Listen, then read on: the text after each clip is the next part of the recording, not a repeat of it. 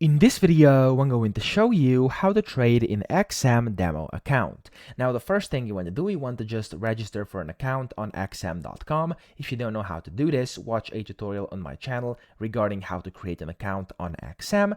And after that, to actually trade using a demo account, go up top inside your dashboard over here, and then switch to demo. And as you can see, I have 3 demo accounts. You can just create one by clicking new account, click on demo account, and then just go through this process and basically create one for yourself. Okay, after you have your demo account, you have to just click up here and select the one you want. I'm gonna select this one. There we go, it's been updated, and I can just go ahead and then select what I want to trade. So the instruments like forex, stocks, or whatever you want to do, I'm just gonna go ahead and trade some euro USD with my demo account. And then here on the right, you can go ahead and buy or sell. You can set the amount in either quantity or lots, and then you can of course set a limit order, take profit and stop losses, and then just place the order. And that's how we can basically trade in XM using a demo account. So that's it. I hope this video helped you out. If it did, please subscribe to the channel and help me out as well.